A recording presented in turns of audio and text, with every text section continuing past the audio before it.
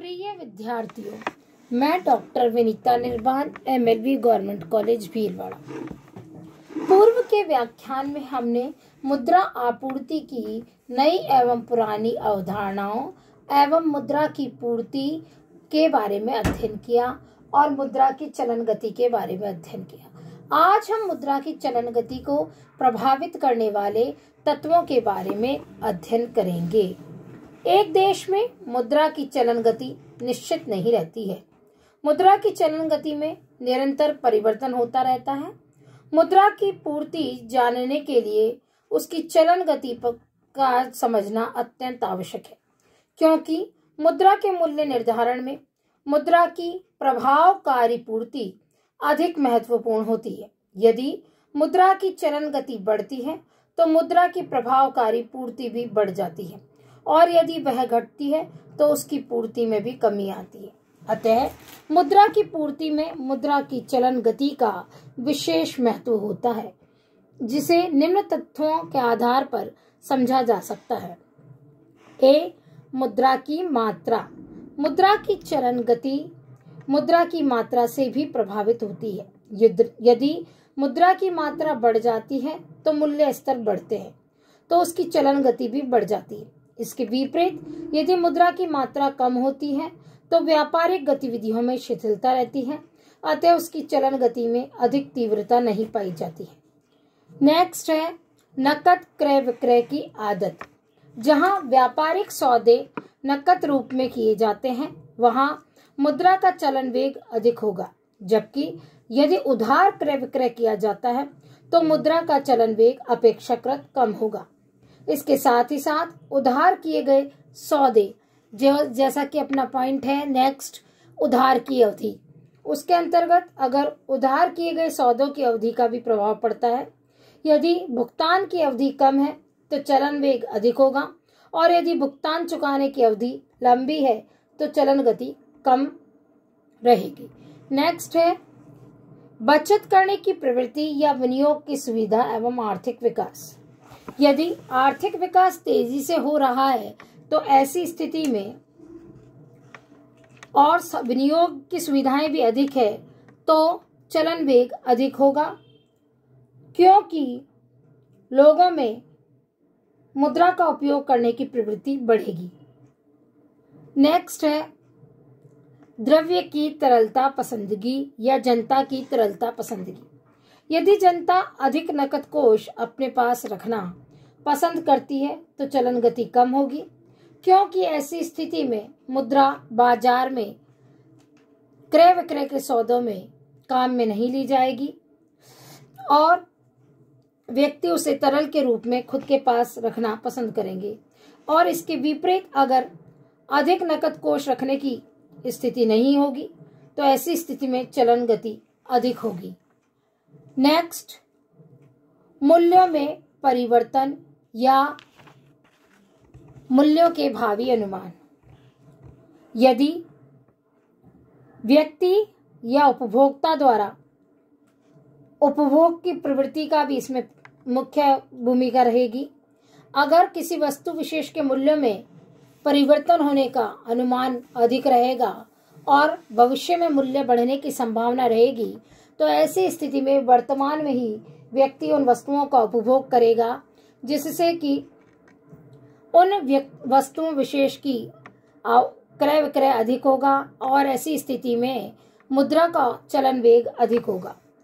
साथ ही साथ जनता में अपने धन को अधिक बचाने की प्रवृत्ति है और उपभोग की प्रवृत्ति अधिक है, तो वह भी चलन वेग को प्रभावित करेगी। नेक्स्ट, आर्थिक विकास का स्तर। यदि आर्थिक विकास तेजी से होगा तो ऐसी स्थिति में चलन वेग अधिक होगा, क्योंकि देश के प्रत्येक क्षेत्र में व्यय करना पड़ेगा, और अगर आर्थिक विकास या की गति तीव्र नहीं है तो ऐसी स्थिति में हमें व्यय अधिक नहीं करना पड़ेगा और ऐसी स्थिति में चलन वेग की गति अपेक्षाकृत कम होगी।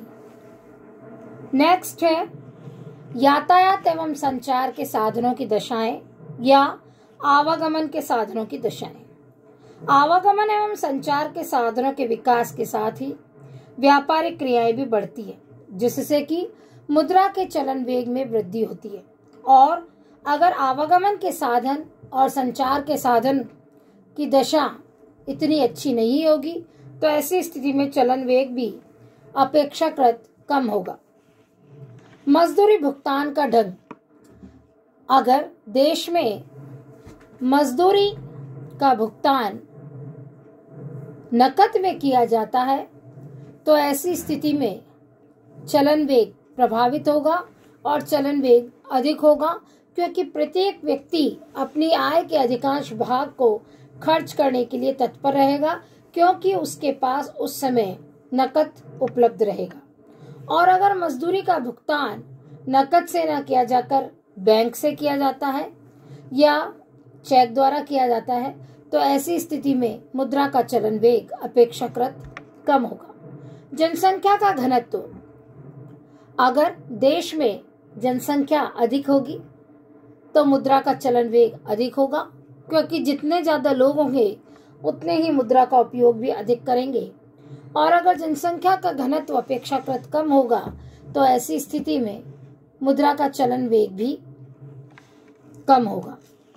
नेक्स्ट, बैंकिंग संस्थाओं का विकास या राजनीतिक शांति एवं सुरक्षा।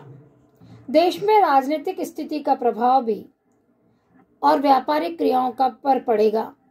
यदि सरकार स्थायी है, उसकी औद्योगिक नीति स्पष्ट है, तो ऐसी स्थिति में व्यापारिक क्रियाओं में वृद्धि होगी और चलन वेग बढ़ेगा। परंतु राजनीतिक अशांति होने से उस चलन वेग में कमी आएगी। साथ ही साथ नेक्स्ट है व्यापारिक क्रियाएं।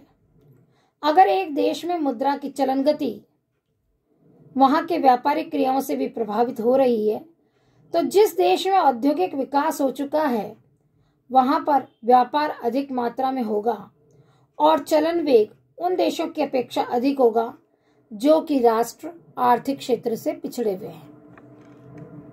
यह सभी प्रमुख बिंदु जो थे, हमारे तत्व जो थे, मुद्रा चलन गति को प्रभावित करने वाले थे। साथ ही साथ अगर बैंकिंग संस्थाओं का विकास तेजी से होता है तो साख संबंधी क्रियाएं भी बढ़ती है, जिसके परिणाम स्वरूप मुद्रा की चलन वेग गति बढ़ने लगेगी। उपयुक्त सभी तत्व किसी भी राष्ट्र की मुद्रा की चलन गति को प्रभावित करते हैं, चाहे वह राष्ट्र विकसित हो अथवा विकासशील हो। यह सभी बिंदु ऐसे हैं जो किसी भी राष्ट्र की मुद्रा की आपूर्ति, चलन वेग सभी तत्वों को प्रभावित करने में महत्वपूर्ण भूमिका निभाते हैं। अगले व्याख्यान में हम उच्च शक्ति मुद्रा अथवा रिजर्व मुद्रा के बारे में अध्ययन करेंगे, जिसे हम हाई पावर मनी भी कहते हैं। हाई पावर मनी के संदर्भ में परीक्षा में प्रश्न भी पूछा जाता है और मुद्रा की चलन गति को हम V से डिनोट करते हैं, यानी V से प्रस्तुत करते हैं। V यानी वेलोसिटी ऑफ मनी। इसके अंतर्गत भी प्रश्न पूछा जाता है कि फैक्टर्स अफेक्टिंग वेलोसिटी ऑफ और सर्कुलेशन ऑफ मनी क्या क्या है, तो उसके अंतर्गत हम इन निम्न 12 तत्वों को समाहित करेंगे।